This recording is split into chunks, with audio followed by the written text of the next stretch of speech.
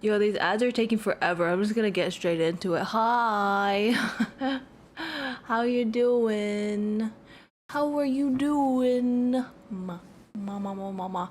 I'll address it. I'm early. I'm early and you are too, I guess, if you're watching this live. It is 2 p.m. today for me, when I usually stream at 6 p.m. And I'll tell you why, my sleep schedule's fucked. So we're just doing an earlier stream today. But yes, I hope you're doing well. Today we are reading the Scum Villain Self-Saving System once again, and hopefully we can actually fucking finish this chapter once and for all. Oh yeah, Qingyuan, you are so sad. But yeah, we are still on chapter 24. Yue Qingyan and Shen Qingqiu. But I'm hoping to get to also be able to read chapter 25, Bamboo Branch Poem, and hopefully finish that today as well. And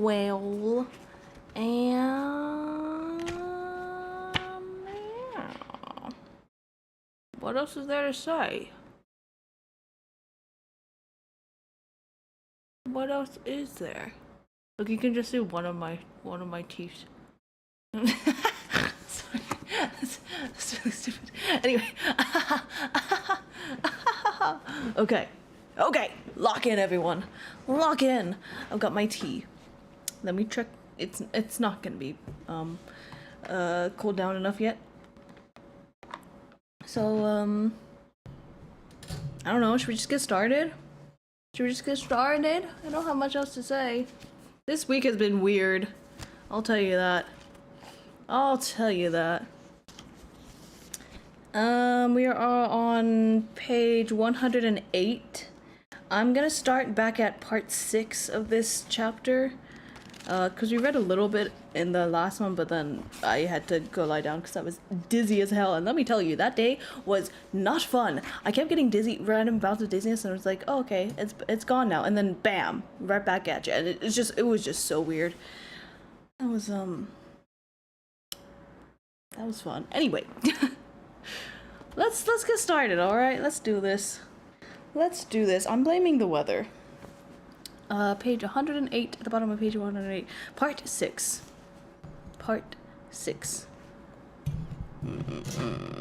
There we go. When Shen Qingqiu stirred, he felt a coolness trickling from the wounds on his body. The burning, hellish pain had been alleviated quite a bit. He struggled to open his eyes. On one knee beside him was a figure currently looking down as he examined Shen Qingqiu's condition. Upon the white stone platform, a black hem was evenly laid. A plain and rustic longsword held firmly beneath it. Several empty, upended medicine bottles lay scattered about. The sword was Xuan Su. The person was, as one would expect, Yue Qingyuan. It was the same gentle and handsome face, just a good deal paler than usual, the exhaustion evident. At this sort of time, only Yue Qingyuan would still come to see him. "How did you get in?" Shen Qingqiu asked, his voice hoarse. Luo Binghe was determined to make him suffer. There was no way he'd have been willing to let Yue Qingyuan enter the water prison to help him keep holding on by a thread. Oh, I forgot where we were. Original timeline of these two. Seeing that Shen Qingqiu could speak, Yue Qingyuan sighed in relief. He held his hand while whispering, "Stop talking. Focus." He wanted to pass Shen Qingqiu spiritual energy and help those wounds heal faster. This time, at last, Shen Qingqiu didn't brush him aside, because right now he was thinking, that's right, no matter what, he's still a sect leader. As harsh as Luo Binghe and that old geezer from Huanhua Palace wanted to be, they had to at least show some superficial courtesy. But it must have taken a lot of trouble for Yue Qingyuan to gain entrance. Spiritual energy coursed through Shen Qingqiu's wounds, and the pain in his twisting flesh felt like dense clusters of iron needles stabbing into him. Shen Qingqiu clenched his teeth, his hatred surging to the point that he laughed instead. That little bastard, Luo Binghe, sure has plenty of tricks up his sleeve. At the sound of the bone-deep venom within his tone, Ye Qingyuan sighed again. In truth, Ye Qingyuan wasn't the type to sigh much, but Shen Qingqiu was inevitably capable of wearing him to the bone. "Shidi," he said, exhausted, "we've already come this far, so why did you still refuse to consider your wrongdoings?" Even if someone had knocked out his teeth, even if he was left swallowing his own blood, Shen Qingqiu had always stubbornly refused to admit his transgressions, especially in front of Ye Qingyuan, in front of whom you could absolutely forget about any confessions. "What wrongdoings?" Shen Qingqiu asked bitterly. "Jiangmen Shishong, please tell me, what is Luo Bingke if not a bastard? You just wait. He won't be satisfied only taking it out on me. If, in the future, some tumultuous storm upsets the cultivation world, then the only thing I will have done wrong was fail to cut him down at the start." Ye Qingyuan shook his head. It seemed like he'd anticipated this answer and that he had no desire to advise or admonish him. The situation had already gone past the point of no return. Any further admonishment was pointless. Suddenly, he asked, "Did you really kill Lu Shidi?" Shen Qingqiu didn't want to look at his face at all while he answered, but he couldn't help but lift his eyes, giving Ye Qingyuan's expression a quick glance. He froze for a moment, then abruptly yanked his hand out of Ye Qingyuan's grip and sat up. You repeatedly said that you'd... What the hell? Oh, this is Ye Qingyuan. My bad. "You repeatedly said that you'd kill him one day," said Ye Qingyuan, "but I never thought that you would actually do it." "Aren't you thinking it now?" Shen Qingqiu asked coldly. "He's already been killed. Does Jiangmen Shishong not think it too late to rebuke this humble Shen at this point?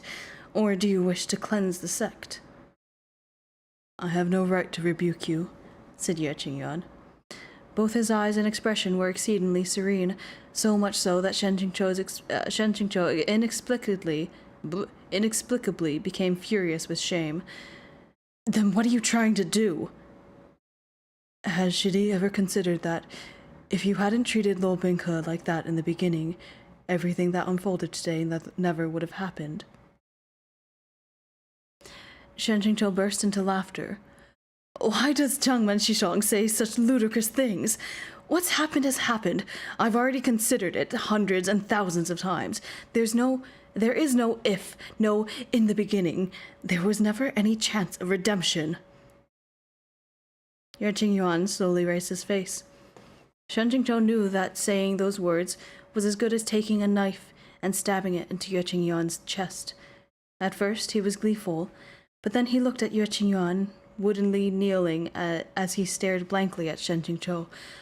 All of Ye Qingyuan's composure, poise, and demeanor had disappeared, as if he'd aged many years in an instant, and when Shen Qingqiu saw this, a strange sensation suddenly welled inside his heart. It was probably pity. The stalwart mountain that had never changed, the eternally calm and collected sect leader Ye of Sangchang Mountain, was at this moment so wretched, so browbeaten, that Shen Qingqiu couldn't help but feel pity. And with this pity, something inside Shen Qingqiu's chest, a knot that had resided within him for many years, finally came undone. With that, he came to the cheerful conclusion that Ye Qingyuan had truly done everything he could. He'd gone above and beyond to fulfill the calls of both kindness and duty. Regardless of how much guilt weighed down his heart, his debt had long since been repaid in full. "You should go," said Shen Qingqiu. "I'll tell you this. Even if all of this could be redone from the beginning, in the end the conclusion would remain the same. My heart is full of malice, my insides hatred and resentment. Today, Luo Bingke wishes for me to die horribly, and I only have myself to blame."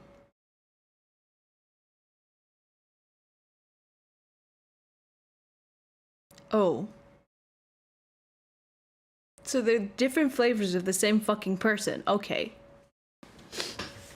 Okay. Do you still hold your... sorry. Do you still hold such hatred within yourself? Asked Yuan. Shen Qingqiu laughed uproariously. Only when I see other people unhappy, I can be happy myself. What do you think? Holding Xuan Su across both hands, Ye Qingyan offered it to Shen Qingqiu. If you still hold hatred, draw Xuan Su and take my life. Shen Qingqiu scoffed. You ask me to kill you here, sect leader Yue? Are you unsatisfied with the crimes Luo Bing has already charged me with? You think them too few? Besides, who do you think you are? My hatred will be resolved as long as I kill you. I'm far beyond cure. I hate everything. Don't blame this humble Shen for any disrespect or mockery. But if sect leader Yue considers himself that very cure, he thinks too highly of himself. That's like, he's, okay. Hang on.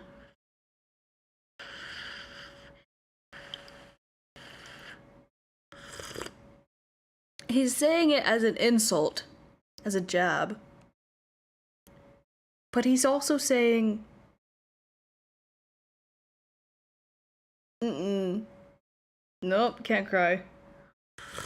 No, I'm not crying. I'm not doing that. Hi, apples. He was devastatingly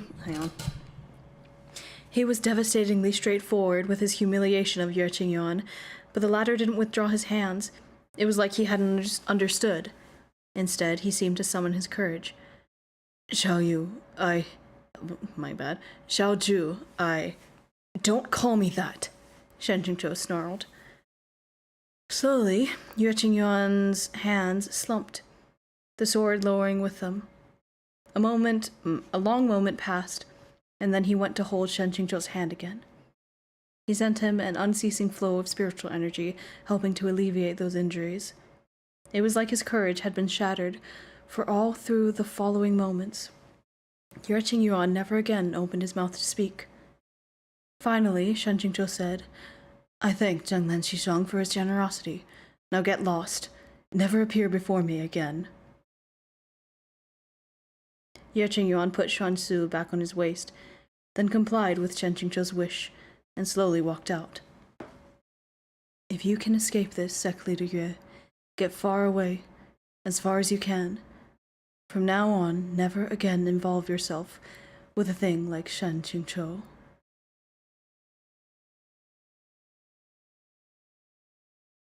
And I'm fine. And that's that. And I'm fine. He didn't say that out loud, by the way. That was in his head. We are on part 7 of this chapter now. On page 113.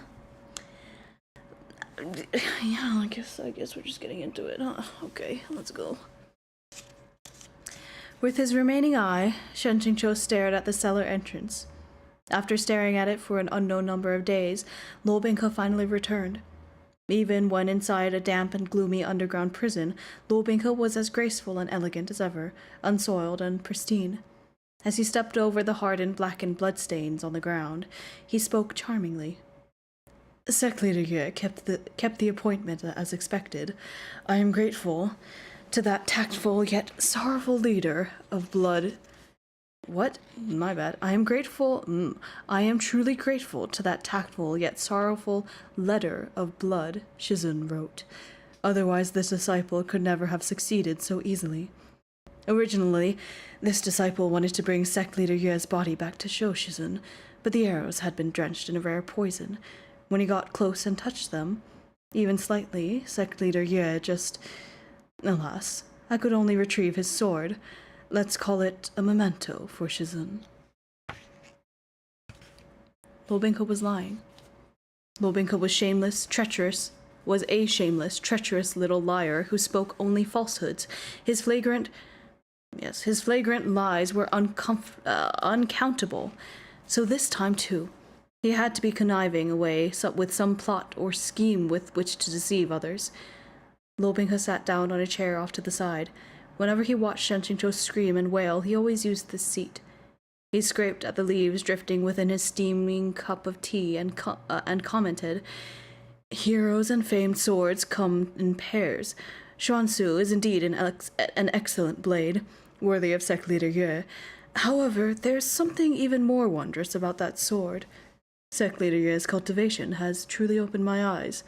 While Shizun is enjoying his remaining days here, if you're bored with nothing to do, you can thoroughly ponder it. It is truly very interesting." Shen Jingqiu didn't understand. In Huanhua Palace's water prison, upon their last meeting with each other, he'd done his utmost to be callous, cruel, and sarcastic.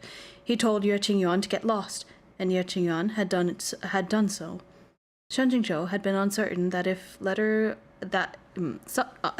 Shen Jingqiu had been uncertain if that letter of blood would call him here, but no normal person, if they were of sound thought, would step into such a blatant, undisguised trap. He still didn't understand. "I thought you weren't coming." Luo Bingke found his results yet unsatisfactory. He smiled brightly. "All right. Though Shizun's letter of blood was awfully heart-wrenching, it was a bit sloppy and half-hearted. After all, it had been perfunctorily written for this disciple while under great distress. This disciple understands. Therefore, in order to express your sincerity, I had 2 other things specifically sent with it." Shen Jingqiu understood. Those other things were the 2 legs that had once been attached to his body. This was far too comical. Once he'd waited days and nights for that person, and he hadn't come. And now, when he never thought that person would, he just had to. On the corner of Shen Jingqiu's lips hung a cold smile. Ye Qingyuan. Ye Qingyuan. Originally, Luo Bingke's mood had been considered cheerful, but when he saw that bizarre smile, he inexplicably became upset. "What are you smiling about?" "My bad. What are you smiling about?" he asked gently. Shen Jingqiu ignored him, but continued to sneer. Luo Bingke shed his gleeful expression. "Shen Jingqiu," he said attentively, "do you think that pretending to be insane will work with me?" "Luo Bingke," said Shen Jingqiu, enunciating every syllable. I did that really bad. "Luo Bingke.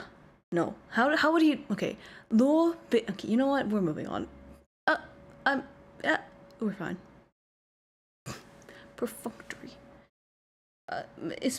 What is happening? Okay, we're fine. You know what? Maybe I will say it again. "Luo Bingke," said Shen Jingqiu, enunciating every syllable. "You're a bastard, you know that?" A sudden silence descended around them. Luo Bingke stared at him, and Shen Jingqiu stared unansweringly back. Suddenly, Luo Bingke's lips twitched. His right hand gently caressed Shen Jingqiu's left shoulder, then squeezed. A terrifying scream pierced the air. Blood sprayed from the fresh stump that had been Shen Jingqiu's left arm, and he howled while roaring with laughter, his breaths broken and stilted. "Luo Bingke! Luo Bingke, you..." For Luo Bingke, torturing Shen Jingqiu was an incredibly satisfying pastime. Shen Jingqiu's screams made him feel like he was floating in paradise, but this time, for some reason, Luo Bingke didn't feel the same joy. His chest heaved, its rise and fall growing increasingly violent.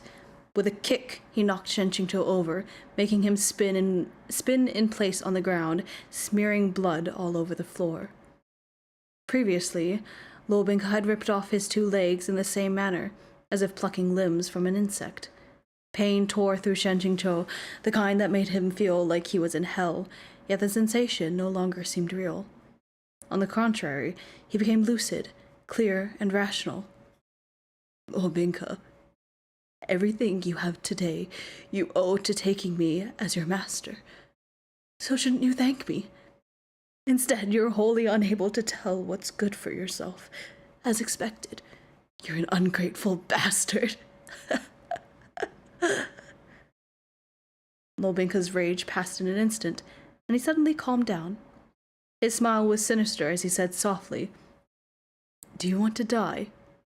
How can something like death come so cheaply? Shizun, you've committed many evils in your life. You hurt those with whom you had grievances, and also those against whom you bore no grudges. Even when half in your grave, you managed to drag down a sect leader. If your death isn't drawn out, if you don't simultaneously endure everyone else's suffering at least once, how can you do right by them?" With a wave of his hand, he cast Xuan Su's fragments onto the ground. When Shen Qingzhou heard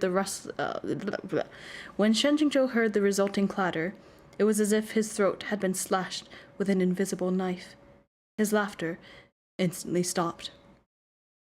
Amidst disheveled hair and a face drenched in blood, a single eye shone brightly, a white fire glowing in the dark night.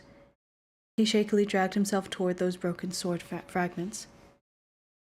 There was nothing left, only a single blade. He had single-handedly created the Lobinka of today, but who had single-handedly wrought this ending of Shen Qingzhou's? Yue Qingyuan shouldn't have met this kind of fate.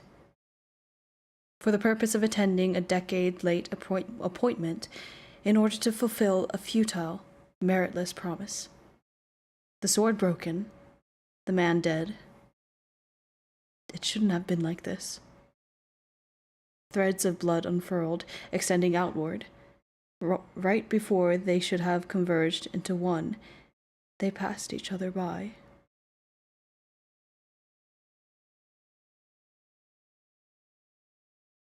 I hate this bitch! I fucking hate this bitch! Oh my god! MXTX. Nuh-uh. Nuh-uh. Nuh-uh. Oh my god. What the fuck is your problem? Jesus Christ.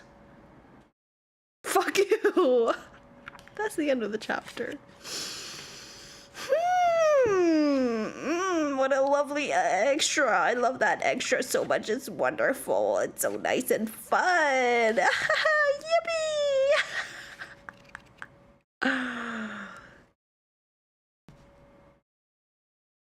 What am I supposed to do now? What am I supposed to... We're just gonna move on from that? We're just gonna move on from that. Okay. Threads of blood unfurled, extending outward. Right before they should have converged into one, they passed each other by. That's sickening. Hate her. I love her. Oh. Wow. Okay. We are now on chapter 25. Bamboo branch poem. Fluff? I suspect? Oh my god. Okay, sorry. I'm looking ahead and I forgot that one of the chapters just has like... Okay, 1, 2, 3, 4, 5, 6, 7... 7 pages of comments logs. I have to read all of that later. I hate that so much. Oh god. Okay. Okay. We're not even 30 minutes in. Let's do this. Chapter 25, page 119. Zhu Lang had known for a long time, that it was a disgusting monster. Even on the southern border where monsters flourished, it was considered a monster among monsters. Back then, Sorry, my screen just flashed. Everything's fine? Yes, okay, cool. Love that for everyone. Back then, it hadn't been called Zhu Lang, for it had possessed no name. Generally speaking, upon sighting a half-man, half-snake thing slithering about on the ground, no one would be bored enough to think of giving it a name. Even if they were bored enough, the southern border demons preferred to give it a couple of kicks, stabs stab its tail, or study this weird little thing for a weak spot to see if you could beat it to death. Man. Its daily schedule was very simple. Slither, look for water. Slither, look for food. Slither, bite and scrimmage with other beast-shaped demons. Though it lacked an impressive appearance, when it came to fighting, it wasn't at too much of a disadvantage. On the contrary, not only was its body flexible and agile, its disgusting appearance often disturbed and distracted its opponents during battle. Therefore, this weird little thing, being both ugly and a pain, was extremely unpopular on the southern border. Upon seeing it for the first time, even an educated noble like Tianlang-jun stared it up and down for a while before he said with all sincerity, "It's so ugly." Nice schedule, right? As was to be expected, the black-armored general standing apathetically behind him said nothing. "Far too ugly," Tianlang-jun repeated. It was uncertain who he was complaining to. There was too much emphasis in that sentence. The weird little thing shrank away. Then again, it felt, somehow, that this esteemed noble's criticism held no true disgust. It had seen gazes rife with disgust many, many times, and they hadn't been like this. Tianlang-jun gracefully shifted into a half crouch, staring at it. "Do you remember your mother?" It shook its head. "Oh," said Tianlang-jun. "That's good, too. If I had that kind of mother, I too would prefer not to remember her." It didn't know what to say. Of course, even if it had known, it wouldn't have been able to say it.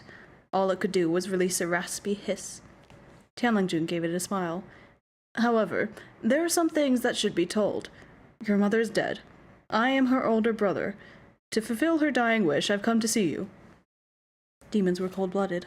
When it came to the death of a blood relative, any one of them could speak of the event cavalierly, glossing over it with a single line. The weird little thing didn't feel anything in particular. It only stiffly nodded out of habit. Tianlang-jun seemed to find this dull. "All right," he said dryly. I've seen to her last request. All of these are your subordinates.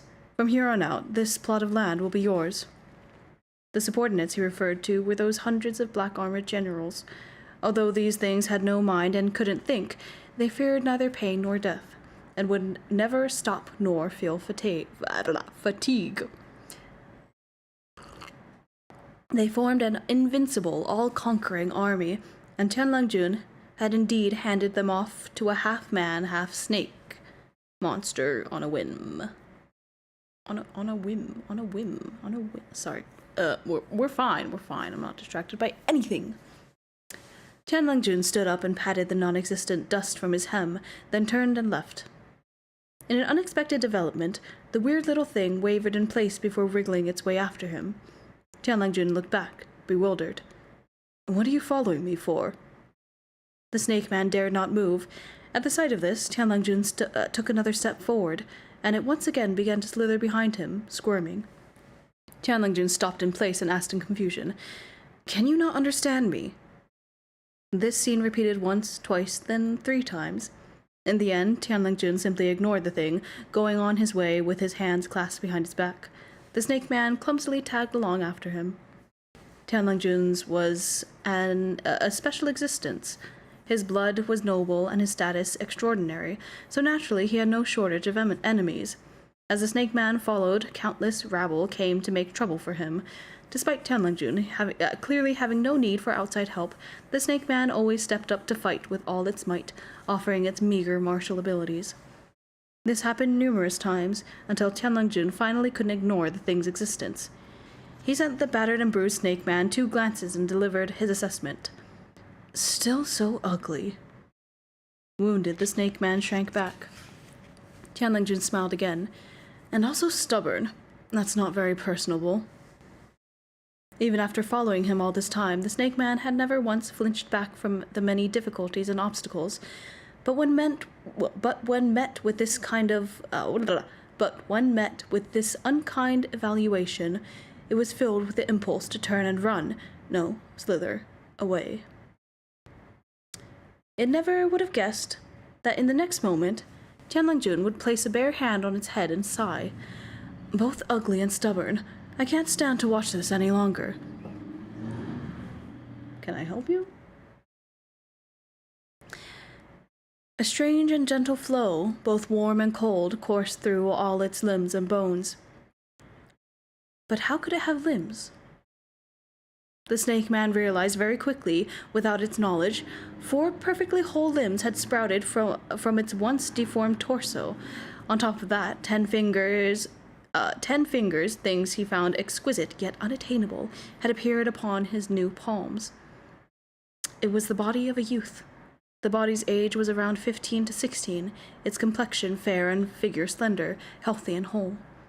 Tianlingjun moved his hand away, his pitch-black irises reflecting a white silhouette. While holding the youth's chin, he said, I think this looks a bit better. Any thoughts? The other opened his mouth, wanting to speak. He had finally managed to obtain a man's form, yet no matter how he tried, his mouth and tongue failed to obey his commands. The moment he opened his mouth, and a slightly sluggish sound escaped, a warm liquid slipped out of his eyes. Crying. He's crying. I love him. He's not dead. He's not. He's just not. He's just not. Though Jujilang, that was a scene break, and we're on to the next part.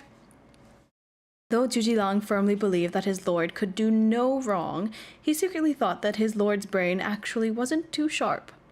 Even after receiving tacit permission to stay at Tianlingjun's side for a long period of time, Jujilang had no name. Tianlingjun didn't often command the people around him, so he didn't need to call the youth by name, hence they passed many months in a muddle.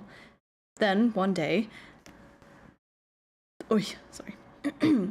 Tianlingjun wanted to find a certain poetry collection from the human realm. He overturned boxes and cabinets but couldn't find it, and it wasn't until he was forced to call someone for help that he suddenly remembered he had a nephew whose presence was about equal to that of a patch of empty air, and who was currently sitting in the corner of his study. But after calling out, "Hey," he couldn't think of what to say next. Tianlingjun frowned and thought for a while, then said, "Have I never asked for your name?" I forgot what I give his... Okay. "My lord, this subordinate has no name," his nephew honestly replied. "How can you have no name?" Tianlingjun asked, bewildered. "That's so strange. Then what am I supposed to call you?" "Whatever my lord wishes to call me will do." After saying this, the youth walked to the bookcase and pulled out the poetry collection from where Tianlingjun had randomly stuffed it after finishing his read. Then he presented it to his lord with both hands. Tianlingjun was most satisfied. As he took the collection, he said, "Not having a name isn't much of a problem. We can simply give you one." After flipping through a couple pages at random, with his head lowered, he chose a phrase on a whim. "Let's call you Juji-jun." That's such a name.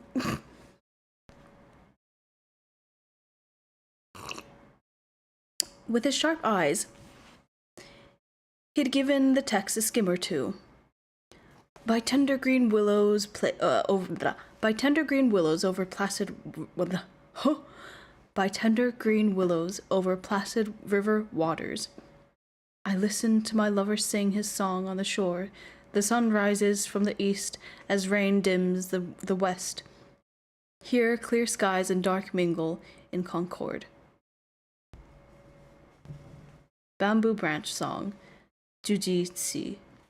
Footnote, a poem written by Lu Yushi expressing the conflicting feelings of a maiden in love. The original makes use of hard-to-translate wordplay as clear and love are homonyms in Chinese. Okay. I can tell. That was really rough to read. His nephew shook his head. You don't like it? Asked Tianlongjun. He handed him the book. So picky. Then choose one yourself. His nephew didn't know whether to laugh or to cry. My lord, only nobles can use such a title. So particular, even at your tender age, said Tianlongjun. Fine, then we'll call you Zhujilang. Everything Tianlongjun did was done flippantly. He'd flippantly given his nephew a life, and he'd flippantly gave him a name. And at this moment and this place, due to him, Zhujilang was flippantly born. But no matter how careless, how childish his behavior, he was still Tianlongjun, the person for whom Zhujilang would brave both fire and water, for whom he would sacrifice 10,000 lives. One could scarcely imagine that Tianlongjun was also pondering whether his nephew had spent too many years as a snake and had therefore become a little foolish. Said nephew refused to call him uncle and insisted on calling him my lord.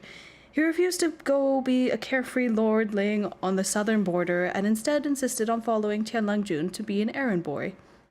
He even refused a good quality name, insisting on demoting himself.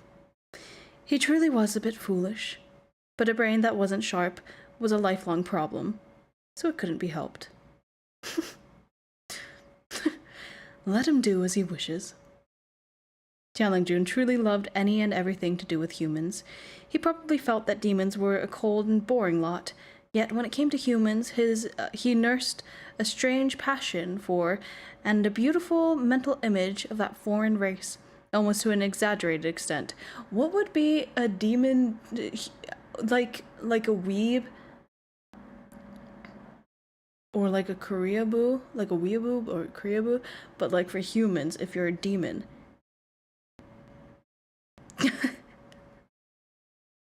That's what he is. That's straight up what he is.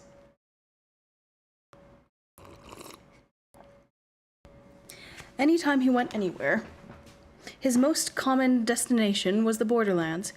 He'd pass the boundary marks, and on his short stays, he'd drink some wine while listening to stories. But on his long stays, it wasn't out of the question for him to spend a whole year, or even more, touring the human realm. Humaboo. That sounds really wrong for some reason. Humaboo. Humaboo. Tianlongjun probably wasn't the type who enjoyed being followed. He often dismissed his black armored generals in the hundreds or thousands. But as far as Zhujilang was concerned, first off, he didn't talk too much, and second, he didn't get in the way. He only silently followed after Tianlongjun, so it wouldn't have been very difficult if he hadn't existed at all. Very different if he hadn't existed at all. Sometimes he helped out by paying the bill or running an errand, and he was both convenient and considerate, so he didn't particularly annoy his uncle.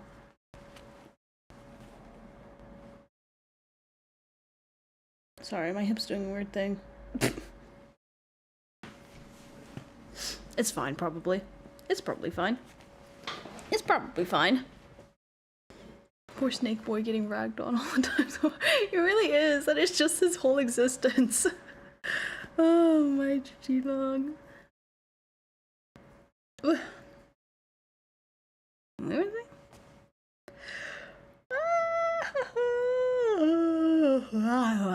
Okay. Even when he was meeting with that maiden Su, neither of them minded Zhujilang tagging along. As if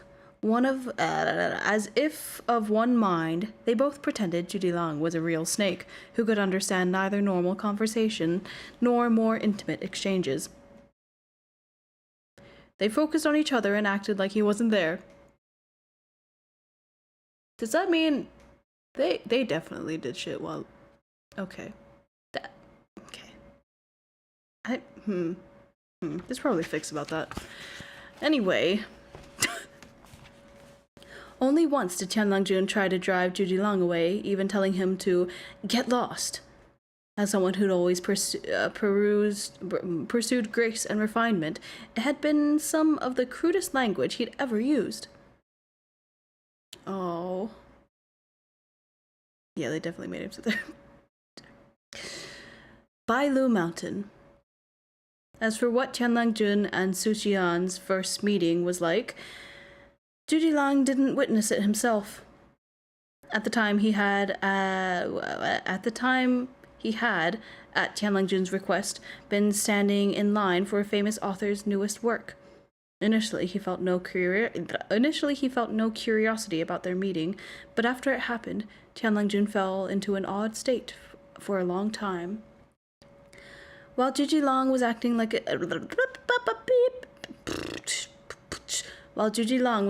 as a snake-shaped transportation device, Tianlangjun said from his seat on his head, "In the plays I've read, maidens from the human realm are unanimously gentle as water, considerate and charming.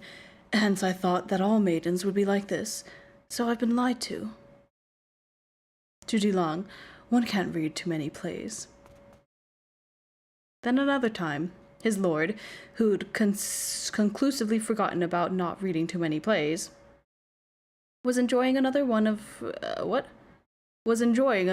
with relish as he said, "Do I look like someone who can't carry things, or someone who's so poor they can't even afford the trip home?" My favorite straight couple. My favorite straight couple is so gay, and I love that for them. I love them so much. Then, when Zhujilang was doing his laundry, Tianlangjun crouched gracefully beside him while saying, "Zhujilang, what do you think of my face? Is it not handsome? Typically speaking, shouldn't anyone who beholds my face immediately transform into a young woman tenderly budding into love?" Zhujilang shook out the clothes he'd wrung and hung them on the bamboo pole, respectfully agreeing. At the same time, he was thinking of how he'd read quite a few of his lord's nonsensical plays together with him. He didn't know what other people were like, but the way his lord was acting now was rather akin to the love-struck teenage girls in those books. Queer's het relationship, I know!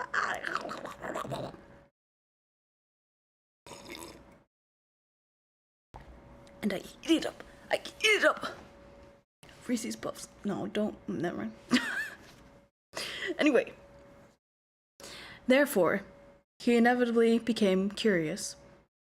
In Zhujilang's imagination, a maiden who entered an abandoned town filled with troublemaking demons all by herself, who, while dispatching evil spirits, had told Tianlangjun to sing and play his music farther away, so he wouldn't get in the way, and who, after dispatching them, had handed Tianlangjun 3 silvers, saying that it was money for his trip home. Well, even if she wasn't burly and heavyset, she should at least look like a martial arts master with fierce and ferocious eyes. For all that, when he finally met the culprit behind Tianlangjun's bout of philosophical soul-searching, which had tormented Zhujilang for many days, he realized that the culprit in question was not quite like he had envisioned. Tianlangjun loved wandering the human realm, and wandering the human realm required spending money. So true. Yet he never remembered to bring any, so Zhujilang could only remember for him. However, Tianlangjun had no concept of money's value, and therefore he knew no restraint. Whenever he felt gallant, he slipped down thousands at once, and it was impossible for Zhujilang to stop him. With these spending habits, things would have been difficult, even if they'd had a mountain of gold or a sea of silver. Thus, in the end, they consistently ended up broke. Just as these 2 tourists were standing penniless in the street, a tall woman dressed in black strolled by, sword on her back. Gorgeous, gorgeous girl! gorgeous girl. Okay, hang on. Let me bring this up. Let me bring this up for you. Wow. Okay, sorry. I'm just excited because I love her. That's all. It's not even a big deal or anything. Why? Okay, there you go. 4.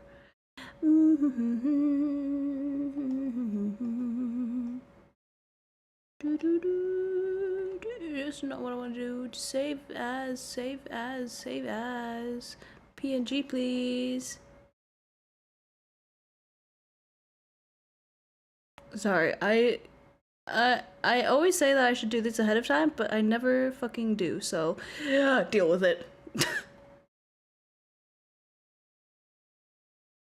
There they are! It's my mom and dad! Oh, and look at little Diddy Long in the back. Ah, it's so cute! Oh my god. Ugh. Oh man. Oh man, they're so pretty. Oh man, they're both so fucking pretty. I wanna kiss them both. I wanna kiss them both. Halt, said Tianlangjun.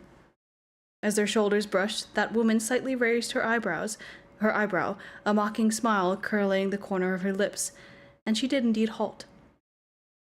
If one cites an injustice while being on the road, said Tianlangjun, should they not draw their sword to give aid? If it's a matter of drawing her sword, this humble one will consider it, said the woman. Conversely, if it's a matter of opening her purse, this humble one refuses. For you have yet to return the 3 silvers I lent you last time. I love her. Jinchi and his mom. Oh my god. Yeah, kinda. Wow. Wow. Anyway, sorry. I'm fine. I'm gonna have some tea.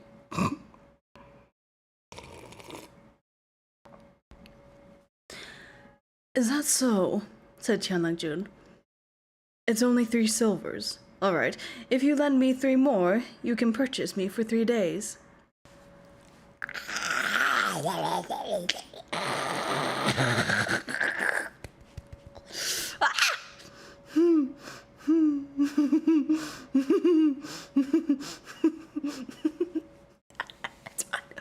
I'm fine. It's just that he's such a slut for her. It's just straight up. The woman flatly refused. Your distinguished self doesn't look strong enough to carry any burdens. Rather, he looks like someone who has never toiled, who can't distinguish wheat from rice. What's the point of buying you? Judy Long watched this for a long time, then said frankly, My lord, I fear that this one is disparaging you for being too expensive. She called him a cheap whore. They're so into it. Tianlangjun was indeed being disparaged. This wasn't new. Sometimes the servants and guards who served him secretly disparaged him too, especially when he was performing his passionate and dramatic recitations. But being told he's just a fucking theater kid. But being told he was worth less than a mere 3 silvers, that was a bit much. Let's put all that aside for now, said Tianlangjun. Surely my face can't be worth less than 3 silvers. The woman choked a little, then studied his face for a while and smiled. True, it's worth that much. Then she tossed him a heavy ingot of gold.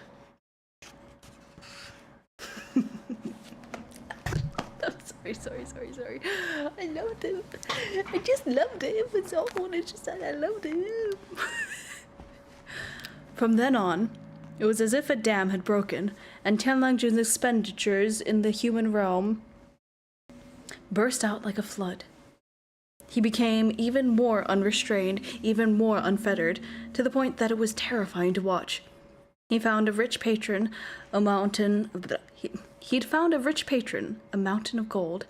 Whenever Judy Lang pulled out an empty purse with a slightly embarrassed expression, Tianlangjun would happily and thoughtlessly go to that mountain and knock on her gates.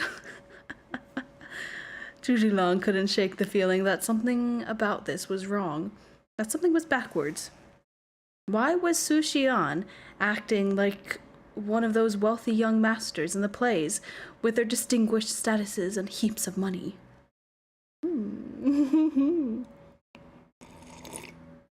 Why was Tianlang Jun acting like one of those pampered young ladies who had run away from home and was ignorant of the world? And why was Zhuji Long acting like the prudent servant girl accompanying that lady, running errands and doing odd jobs? Zhuji Long had attempted to alert his lord of this reversal of roles, to tell him that he needed to retrieve his dignity as the highest ruler of the demon realm. But Tianlang Jun seemed to find pleasure in this sugar daddy, sugar baby relationship. Straight up. The blind passion that he had in the past directed to the entire human race was now poured entirely upon a single person. I think I know where Lo Bingke's BPD comes from. Take that away again. Whoa. Wow.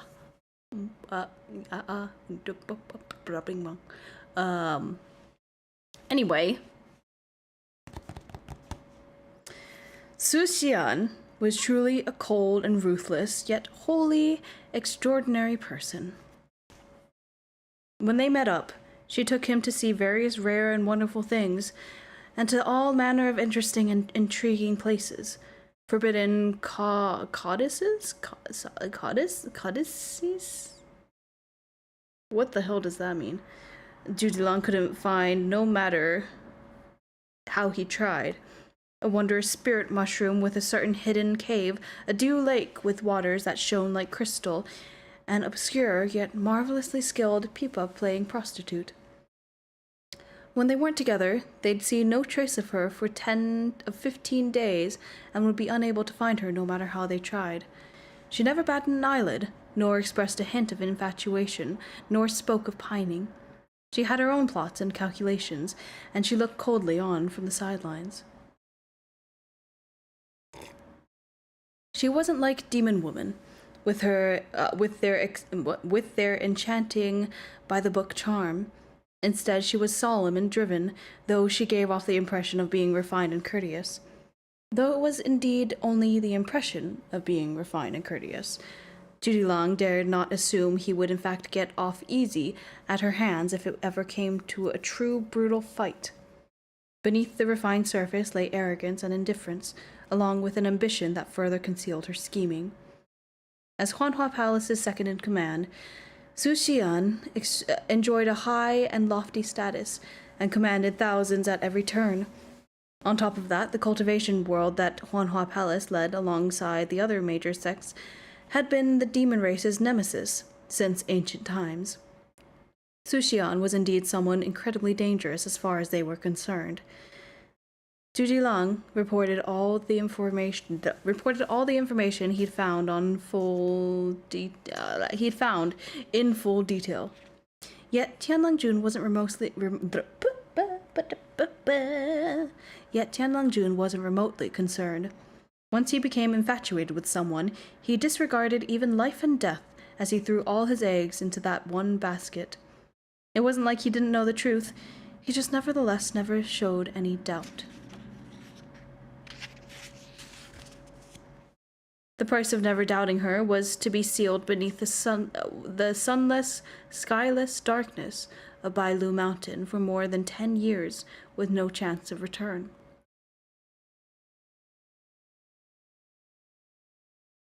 Oh. Yeah.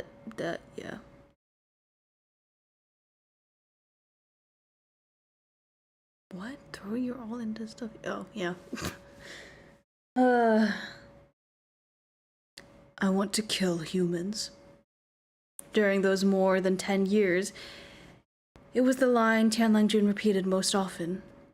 In the past, he had loved humans more than anything, so he'd never done such things. Without his vast demonic energy to sustain Zhuji Long's man-shaped form, Zhuji Long once again reverted to his half-snake appearance. Every time Tianlang Jun saw him arduously slithering back and forth, He would lash out with a "Get lost!" Or he'd say, "Your slithering is far too ugly."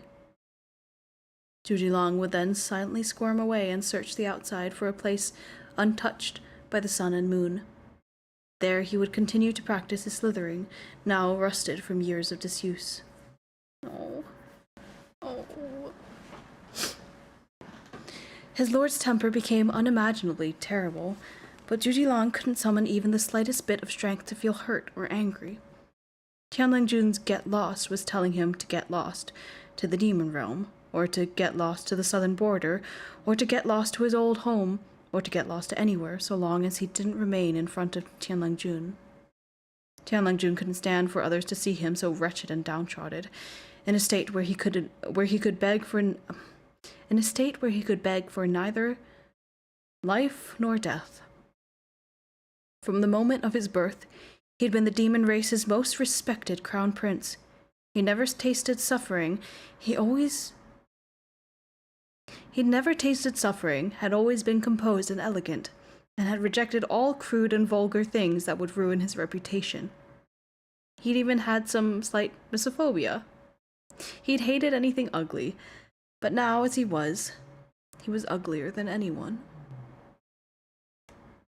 Covered in blood, he'd been sealed beneath 72 metal chains and 49 potent paper talismans, forced to watch every day as his body slowly rotted and began to stink, all while his mind remained perfectly clear, unable to lose consciousness even if he wished to. That gang from the cultivation world had lacked the ability to kill him outright, so they thought up every possible method to torment him instead. Even Judy Lang's ugly half-snake form looked slightly better than Tianlang Jun did in this state. Having reverted to his old form, Judy Long was unable to speak, so Tianlang Jun began talking to himself. For almost half the hours and every day, he would recite the songs and dialogues from those plays. Sometimes, as Tianlang Jun was singing, he would abruptly cease, as if his throat had been slit. Judy Long would then know that it must have been a play Su Xian had taken them to watch. But after pausing for time, Tianlang Jun would start again, just as abruptly, continuing in a louder voice. Between his hoarse throat and the deserted valley, the lingering melodies drifted, long and drawn out and heartrending.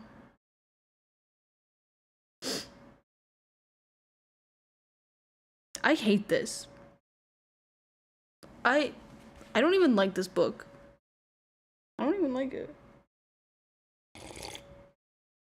I don't even like it.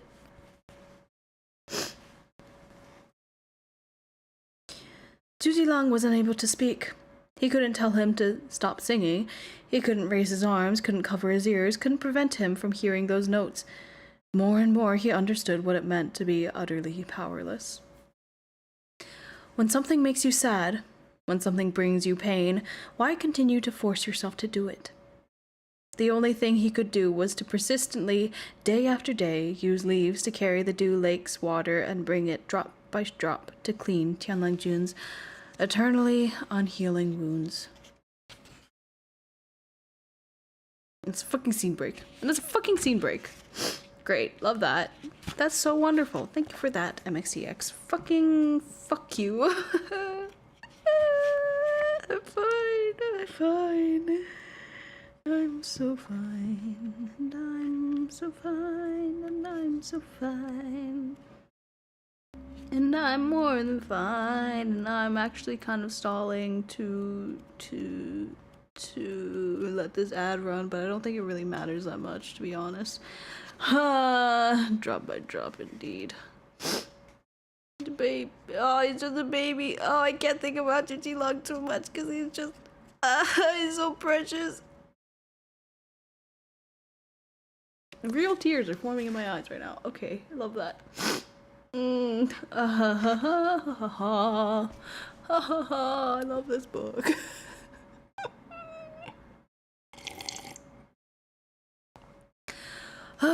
We are on page 134. I'm just gonna do a bit of a stretch. I don't think I'm gonna take a break today, honestly. I'm just gonna stretch it out a little. And by it, I mean my back. Ah. And my shoulder. Sorry. Post-COVID things. Just long COVID things.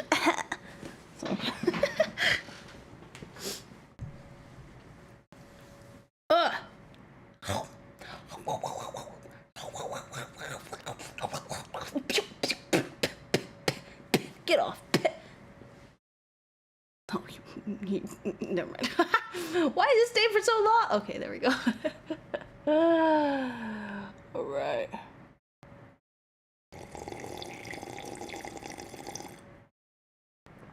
I feel like I need a drink. I need a drink for this. Oh man, it was so cute at the beginning and then it got so sad again. It's fine. I'm fine. Let's continue. Page 134. Oh, sorry, I'm burping. In all those years, they never learned of Luo Bingke's existence. Furthermore, Su Xian didn't succeed to her position of power as expected. Instead, she silently vanished to somewhere unknown. Even long after they'd once more greeted the sun and sky, they still hadn't learned. Therefore, when Zhuji Long saw that face for the first time at the southern border, he was so shocked that he forgot to complete the business he'd been tasked with. After a bout of fighting, he went straight back and reported it to Tianlang Jun. When he first said, huh? When he first saw that, when did they go? Wait, now I'm confused. I don't remember when.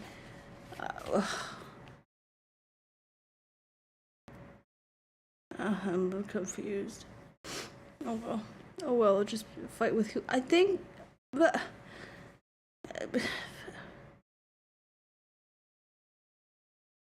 So when he saw that face for the first time at the southern border, he was shocked that he forgot to complete the business he'd been tasked with. After a bout of fighting, he went, huh? I don't know. I don't really understand this. Cause when did Luo Bingke and it was in the okay. It was when Zhuji Long saved Shen Qingqiu from Sha Hualing, right? It was that.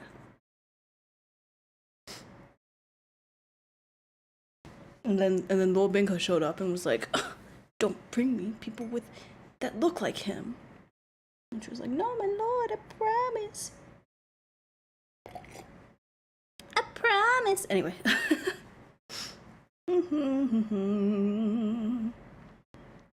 Hence, there had been the battle at the Holy Mausoleum. After Shen Qingqiu had spat out and settled with proper arrangements, Tianlang Jun had stared at Zhuji Long as his nephew single-mindedly fanned burning coals with a cattail leaf fan. Oh.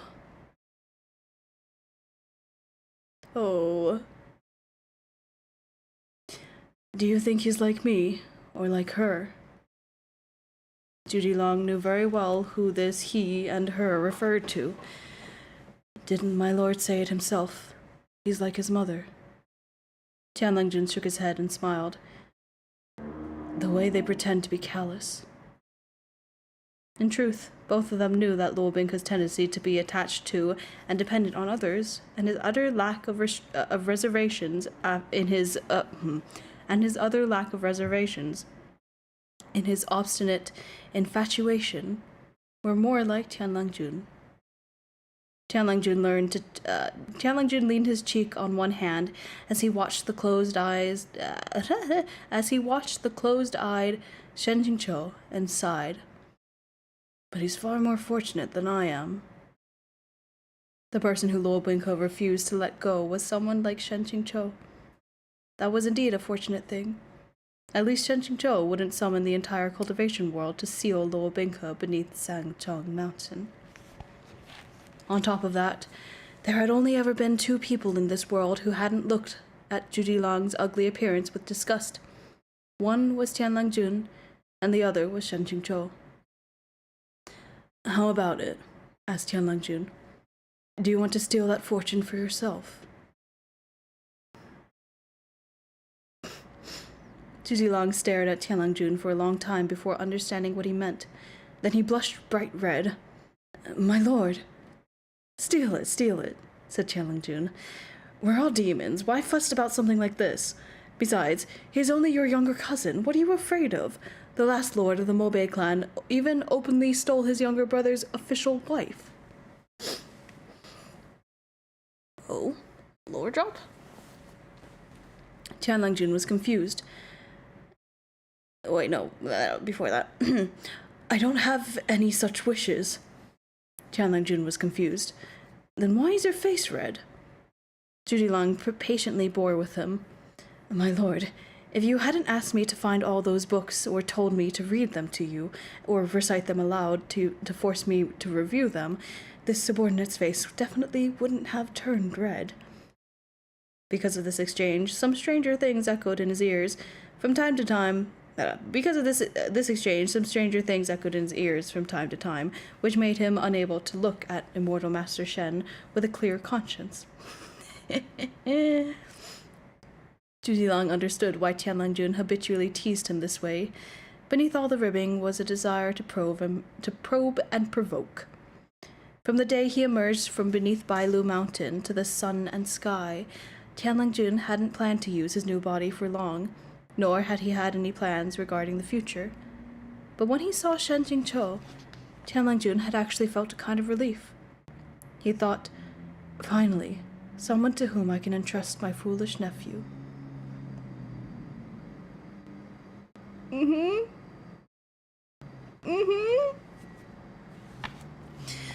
Zhudilang's stupid brain could only revolve around other people. He never thought of himself. If he could find a new person to follow, then even after Tianlang Jun got himself killed, he wouldn't end up lost with nowhere to go. Tianlang Jun thought that Shen Qingzhou wasn't a bad target to follow, regardless of what kind of follow it was.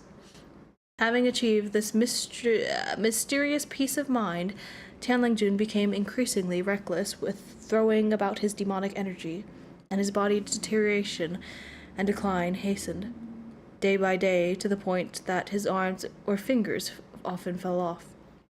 Zhudilang was overwhelmed to the point of exhaustion, trying to find means by which to repair him.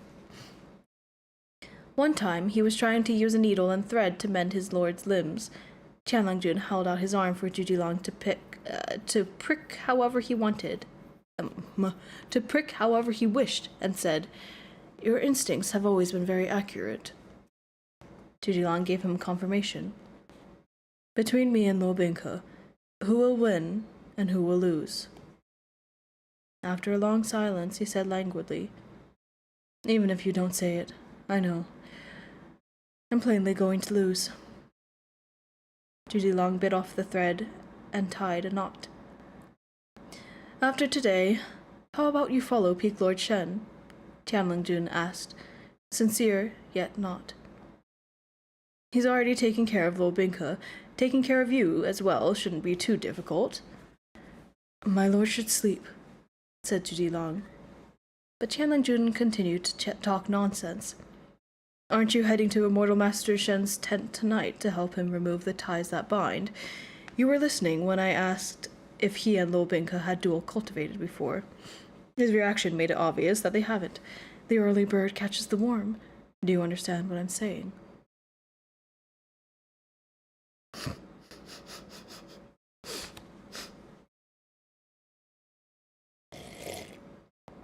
Zhudilang acted like he couldn't hear and bowed down to remove Tianlang Jun's shoes.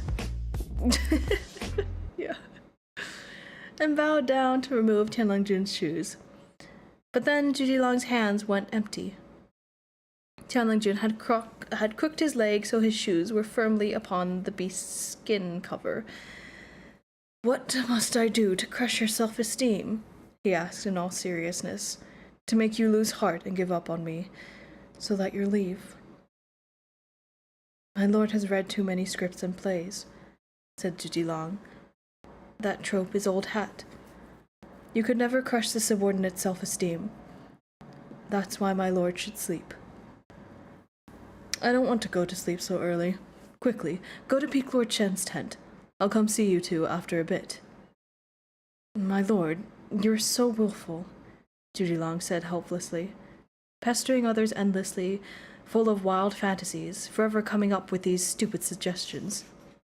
Haven't I been so willful this whole time? Asked Tianlangjun.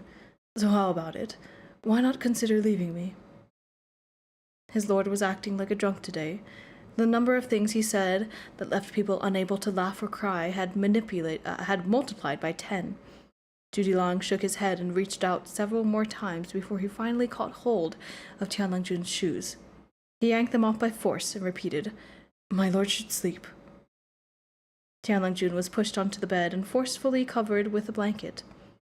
You're becoming more and more like You're becoming more and more like a mother, he said. Then he sighed. Do you think your uncle is only poking fun at you? You don't urge me to stop, nor do you seek a way out for yourself. If you're always like this, Jujilong, what are you going to do in the future?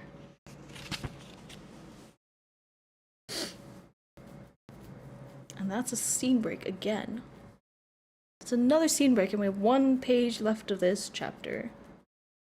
And my head is really itchy for some reason. I don't have lice. It's just the weather getting colder. Eczema. That was so fun. Wasn't that so fun? Okay, we're on page 138. I don't have lice, I promise. I don't go outside. Oh, dang. Let's go. As expected, I can't bring myself to hate humans. Tianlangjun had said this to Shen Qingqiu. When Jujilong heard these words, he was actually a little happy for his lord. Tianlangjun had finally admitted that his true heart had never changed. Finally, he would no longer need to force himself. Amidst the rolling dust and falling rubble, Tianlangjun sighed and muttered, Jujilong, that appearance of yours truly doesn't look good. This time, Jujilong had no need to complain.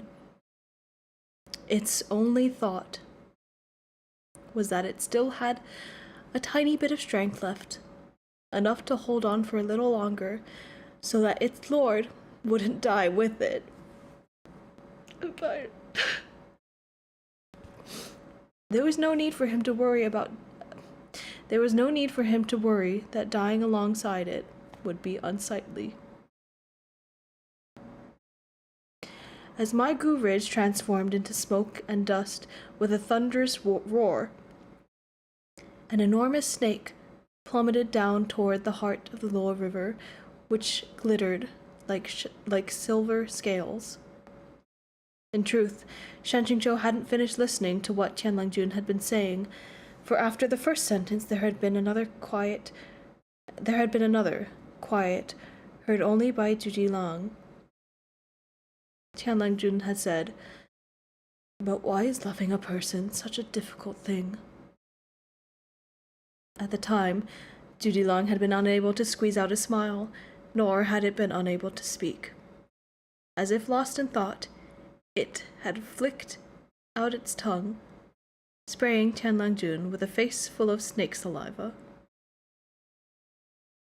It truly is difficult, it thought. But no matter how difficult, it's less difficult than making one's heart stop loving.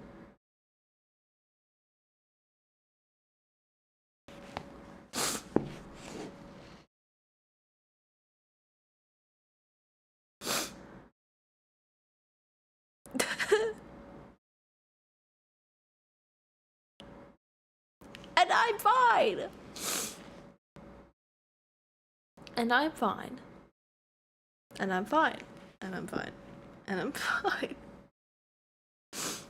How are you? How are you doing? Oh. Oh. Oh no, I need tissues. I don't have tissues.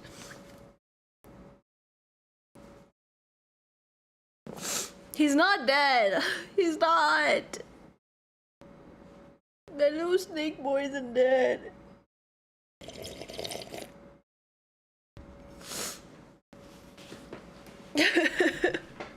He's not dead.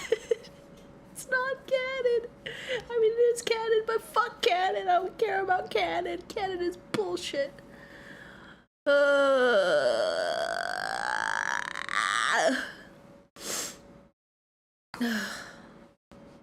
That's the end of the chapter. That's the end of the whole chapter. The next chapter, I would like to say because it's very long and has many parts, are the airplane extras.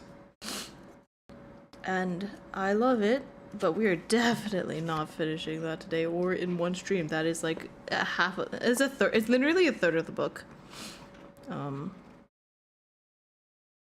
So I think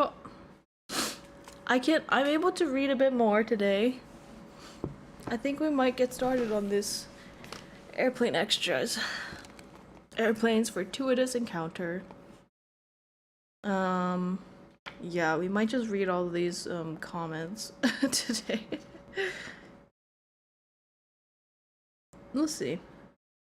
Oh yeah. Well, okay. So we'll read this first part because the part 2 is very long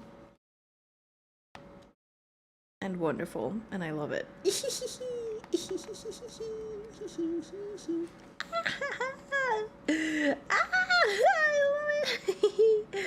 Oh my god, I love it so much.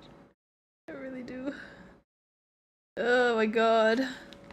Have I mentioned that Mosang is my favorite ship ever in existence? Oh my god, my nose is really running right now. Come back! Why are you leaving me? Okay. Let's read this fuck-ass first part. With 7 pages. Oh, with 7 pages of comments.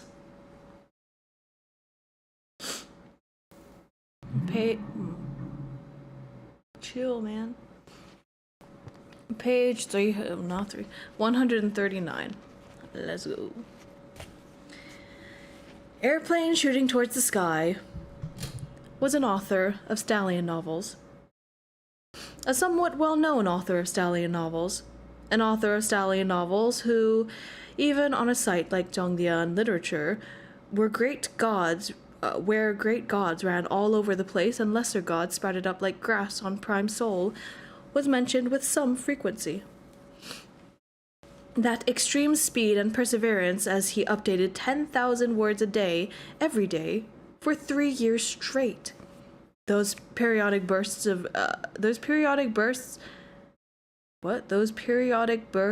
releases of 8 whole chapters, a daring so bold it could engulf the whole country. To the authors following the same road up from the street where they had openly prostrated themselves, he was a legend.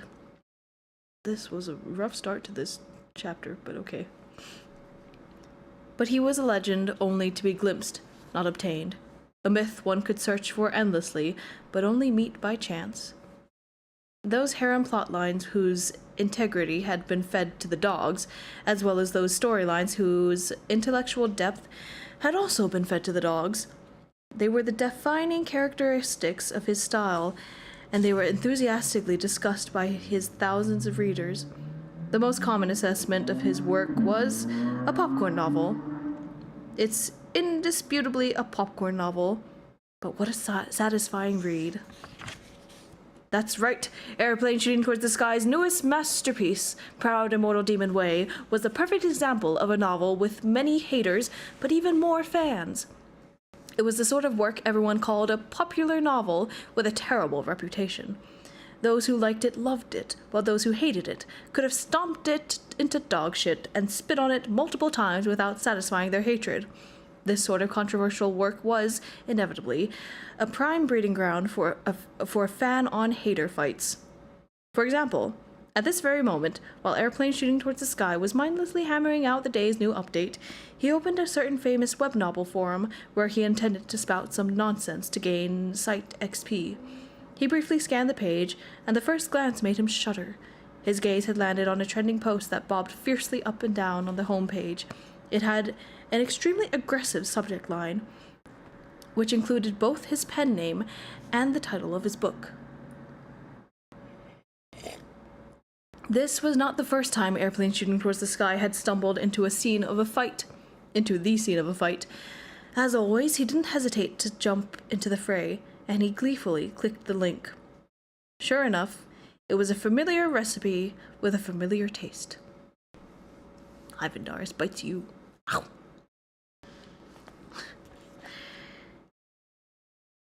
And then, how do I explain? These are all just now formatted like comments, so it's okay. In bold. Number 1. 10 years of reading sharpens one's sword. OP.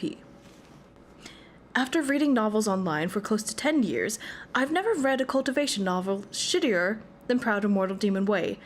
Wait, the MC just spends all day eating, sleeping, and collecting girls, and you have the fucking gall to tell me that this is a cultivation novel? Fuck that logic, fuck that writing. Fuck the author's integrity. I bought these emojis last year. Angry, angrier, crying, angry. People who like this novel, come in here and tell me, what part of it did you even enjoy? What sort of mindset do you need to read it? How much do you have to hate someone to recommend this novel? I really can't take it. I'm done. Number 2, your infatuated pupil. I've wanted to roast it for a long time. Water emoji? Sweat emoji? Is there even any meaning to the level system? There's no difference between being at core formation or nascent soul, or even just being an ordinary person, but it's just padding and fluff. Every time I see another paragraph about eating or sleeping, I can't bear to continue. And 1 or 2 big moments of revenge is alright, but if you throw in 1,000 revenge fantasy episodes, they lose all meaning. In short, it's simply not as satisfying as they say. There's a bit of a pyramid scheme feeling to the whole thing, ... But the novel's fans are both swift and fierce. I'm guessing they're going to come gang up on you soon. Best of luck, OP. I'll give you a saucepan lid to shield you. I'm out.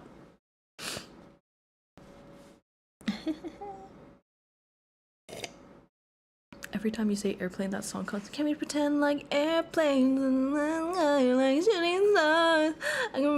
I should add that to my Shang Qinghua playlist. That is the actually I just need to draw that. Oh no. Wait. Oh no. Don't. Well.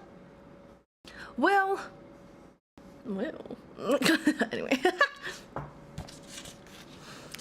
Number 3.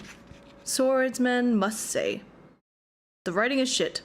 All the readers are idiots. Number 4. Your sins cannot be forgiven. Who are you calling an idiot up there? What a loser.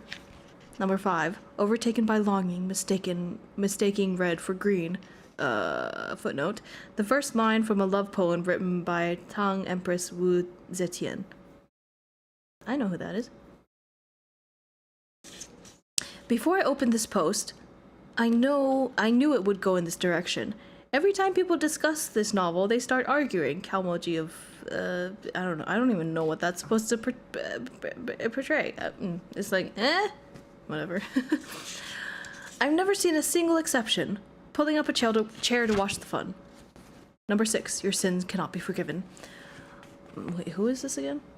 This was, yeah, okay. This was, what a loser. Okay. I'm sick of arguing every time. What's there to argue about? Just because you don't like it doesn't mean other people won't like it. It's really very simple. If you like it, then read it. If not, then get lost. Write your own story if you can. You up. You understand? OP started spewing BS before they even finished reading. What's the point of spewing BS just for the sake of spewing? Number 7. 10 years of reading sharpens one's sword. Everyone, gather around. Here's an elementary schooler in the flesh. We've even gotten a you up. I'm laughing at this wank. Kid, keep reading for a few more years. Is it really wise to waste your time on forums and outside of breaks? Watch out. If you can't finish your homework, your teacher's going to tell your parents. Just because you like it doesn't mean other people will like it. See, I'm quoting your own words back at you. Also, I don't need to finish eating a pile of shit before I realize it's a pile of shit, okay? Number 8. Sha Hualing's little bell. Heart, drooling emoji. I don't think it's as shitty as OP claims. I like reading this novel. I like Sha Meizi. Number 7. And this one is long. Peerless Cucumber. In brackets, expert. I understand what OP is feeling. I've been reading this novel lately, and it's so damn long and pumped full of filler. I've never seen villains with a lower IQ than the ones in this book. They're a prime example of cannon fodder with an IQ of 40 and a protagonist with an IQ of 60. It's like the author went on a 24-hour revenge orgasm without once going soft. Most of the female protagonists are stupid, sexy lamps, and the male lead doesn't even bed Lu Mingyan, the only breath of fresh air. He doesn't bed the rightful empress. Are you fucking kidding me? All my fellow readers have already roasted the setting for the last 300,000 words, so I won't say more on that. The most interesting thing in PIDW are actually the monsters of the demon realm. It'd be better if those got more focus. The rest is just taking in all 50 girls from a given clan in one go, and not a single distinct personality in the lot. And the writing is incomparably atrocious. Every time a woman appears, it's all soft bosoms trembling my ass. You could at least try a different phrase, even if a different word would be fine. You know, serious question, who taught Airplane this elementary school level writing? At least the portrayal of the male lead was all right. The transformation from innocent and upstanding to hateful and sinister was detailed and natural. Debts of kindness and grudges were both repaid, and those who should have been killed were mercilessly cut down. Every time I see a useless male lead, I just want to slap him in the face. Binga deserves that guh. He's cool enough and darkened enough. I like him. Shen Jingzhou, though, that bastard needs no explanation. Hi, Catholic. He's talking about himself. See, man, you were gay from the start. You liked him. Oh my god, you liked him even before you were Shen Jingzhou. You fucking. I can't say the word on here. Number 10. Sangtong Mountain Star Cleaning Manager. What? Stair Cleaning Manager. Whispering silently floating by, star. Does anyone here like sect leader? Yeah, I like the gentle type the most. Number 11. Warrior's Hammer.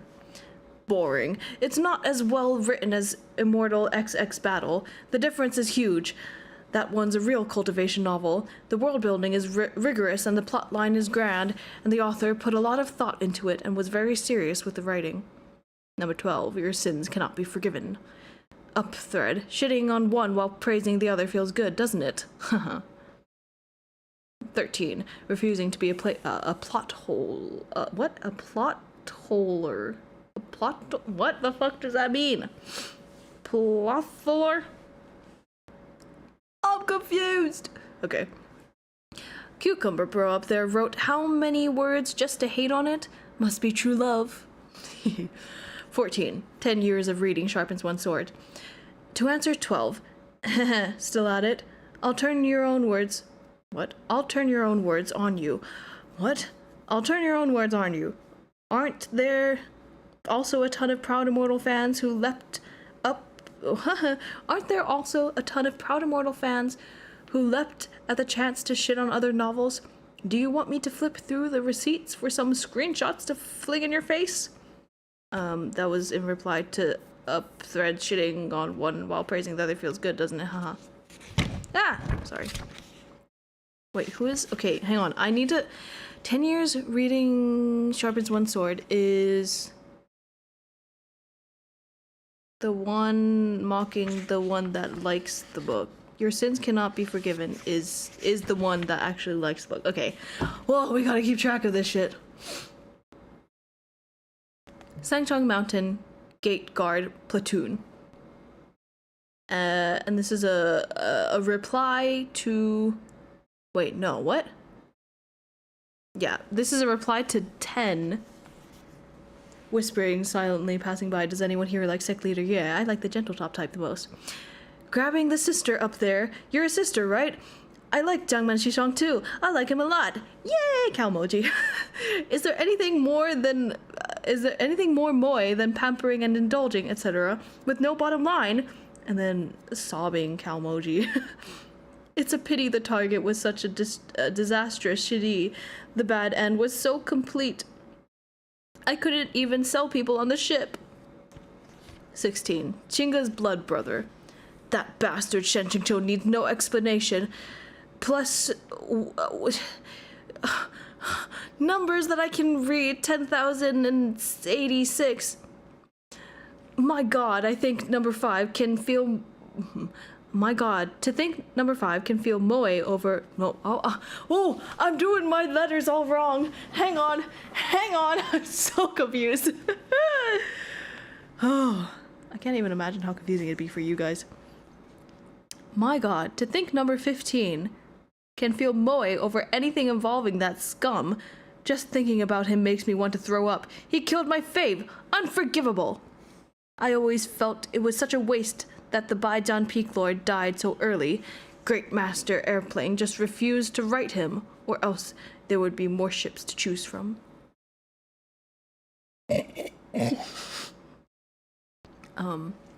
17. Occasionally filling holes. There sure is a lot of info on the past few posts. Did this forum get invaded by weirdos? 18. Peerless Cucumber Expert. Upthread. Keep cool. This forum has a lot of green JJ sisters. Fucking sunglasses emoji. Says you gay ass bitch. 19. A stately waiter. Of course it's true love for Cucumber Bro, but the stuff he spews here isn't as vicious as what he puts in the comments. Not malicious enough. Thumbs down. 20. Hoeing wheat is my noontime occupation, with a footnote, a reference to a line in a poem by Tang Dynasty Tang poet Li Shen, one of a pair of poems written to depict agriculture life in the feudal era. This line is used to make dirty jokes, because sun, noontime sun, is often used as to fuck, though this particular username is an indirect allusion. Indirect? I think it's pretty... Okay. The Proud Immortal Demon Waif... What? Why? I didn't even read the whole... The Proud Immortal fans are here to argue again. I see this novel everywhere. The novel's quality doesn't live up to its popularity. No way Airplane doesn't pay for shills. Sit back and wait for the next time the forum data guru makes a post. Their analysis will show whether he's spam voted. 21. Hoeing wheat is my noontime occupation. To answer number 4.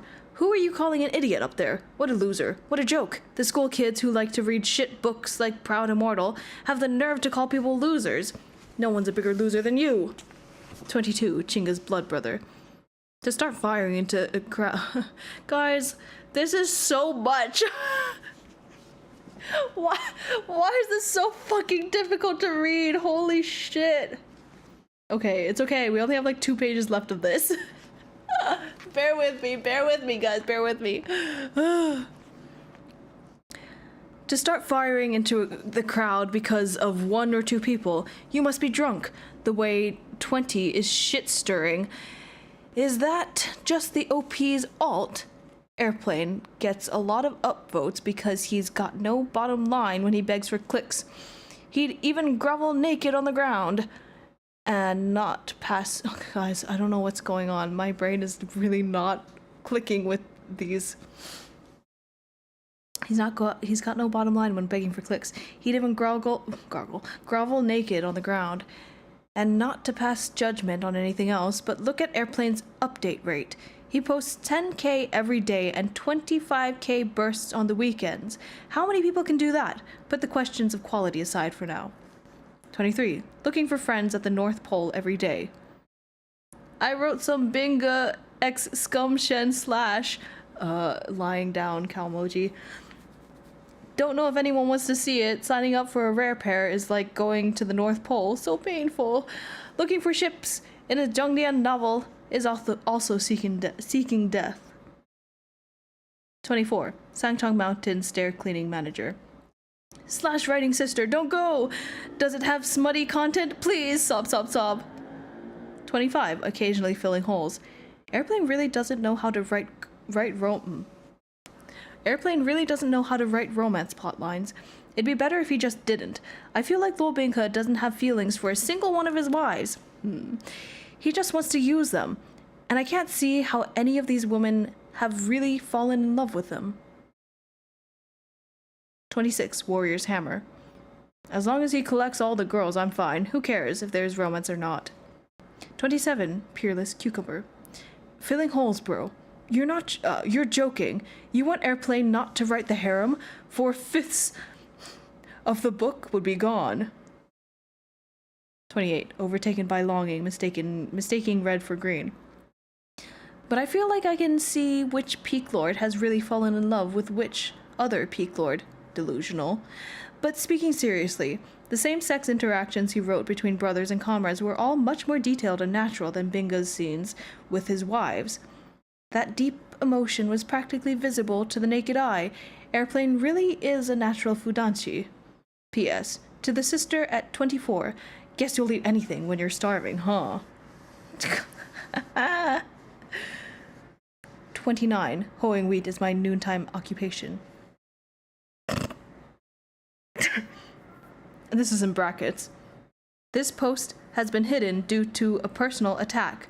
Currently waiting for the poster to edit. RIP. Oh my god, finally that's done. With his legs propped up, Great Master Airplane shooting towards the sky stirred his instant noodles as he nonchalantly rolled the scroll wheel on his mouse, skimming over the forum posts. His eyes automatically highlighted that familiar ID, Peerless Cucumber. Vicious sniping that flowed like a running stream, a cucumber forged of iron. Even though this famous Lord Cucumber spewed criticism constantly and without end in Great Master Airplane's comment sections, his subscription payments and demands for updates never waned. Because of this, Great Master Airplane had come to suspect that this person was a masochist. What? Very good. You have successfully attracted my attention. Like some sort of domineering billionaire CEO, Great Master Airplane began to coolly review Cucumber Bro's howling in the comment sections. In the end, he concluded, this guy was just like a woman married to a disappointing husband. She itched to jump on his back, to grab and shake him by the neck, filled with love and hate as she simultaneously kissed and spat on him. Peerless Cucumber was locked in precisely this type of conundrum, unable to extricate himself from following this novel while he cursed. Why can't I control this damn hand that just keeps clicking on the read button? Huh. Your mouth says no, but your body says yes. As Great Master Airplane delivered his final verdict, he smacked his computer table, howling with laughter.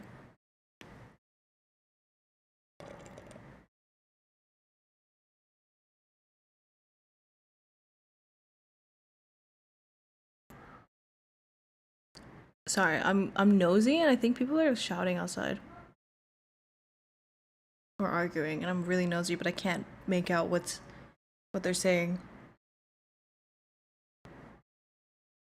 Anyway. This one smack was disastrous. His instant noodles toppled over, splashing all over his beloved, hard-working, and invaluable keyboard, drenching it in 1,000 kilometers worth of spicy broth. Airplane turned pale with fright, quickly leaping up to rescue it, but he jumped too high and his foot caught on the power strip. With a crackle, his laptop screen went dark. After this chain of reaction, wherein extreme joy turned to profound sorrow, Airplane's face went deathly white. What the fuck? It's not actually, it doesn't say that. It says WTFFFFF. Wait, how many? WTFFFFF. Okay, yeah, I did that right. He had just been scrolling through the forums while downloading movies and typing away. His file had still been open. Fuck. He couldn't have lost today's update just like that. He'd gotten to 8,000 words. Ah! He subconsciously threw himself down next to the power strip, picking up the plug to shove it back in the socket.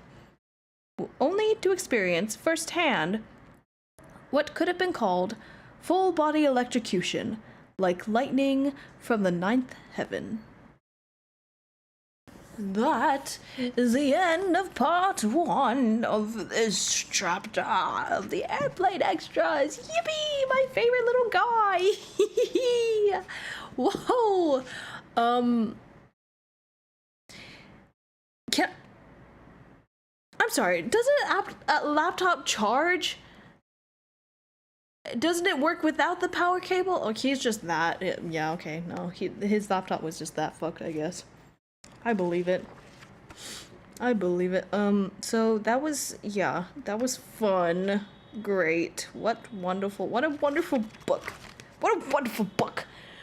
Oh, it was a roller coaster, honestly. Yes, you're so important. You're so important. You must be beeping like that, of course. Depends on the laptop. So, yeah, I did have a laptop that was just would not turn on unless it was charged, unless it was constantly plugged in. And then I was like, fuck it, this thing's useless now. So that's where we're ending today. What nonsense. What utter nonsense. And I wouldn't have it any other way. Next time we will be... Next time we might only be able to do like one part because it's quite long. It is very long. I think, yeah, I might even struggle to get through it, but yeah, it's gonna be fun. It's gonna be fun. It's my favorite part. My favorite parts.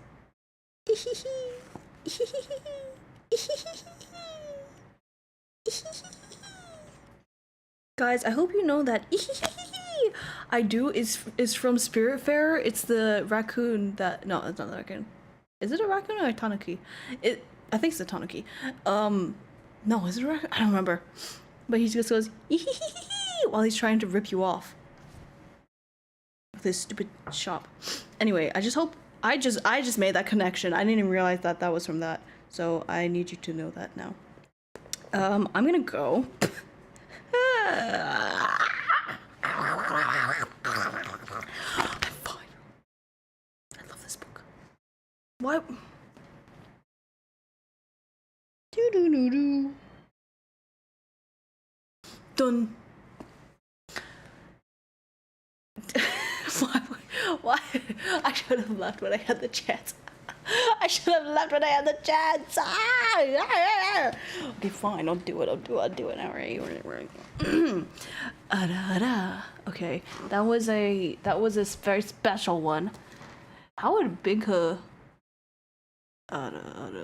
I can't even do it that low. I can't, like, I wouldn't even be able to do it. How would Shen Qingqiu, if Shen Qingqiu was forced to do was forced to do an era.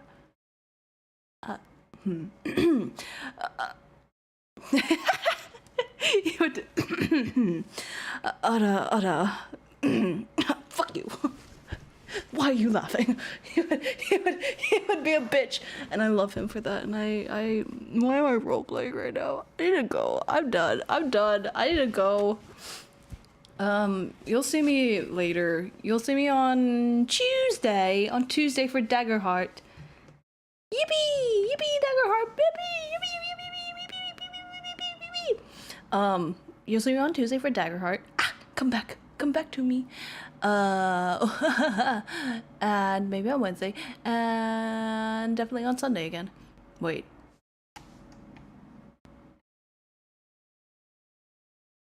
Yeah, should be fine. But yeah, I'll see you later. I'll get my schedule out at some point. But I will leave for now. It's a terrible German accent. Okay, I'm gonna go. I'm gonna go before I embarrass myself even more. Have a good rest of your day, and be safe, stay safe, and mask up for your health, especially around holiday season. Boy, oh boy, everyone's getting sick and people are dying. Okay, I'll see you later. Bye.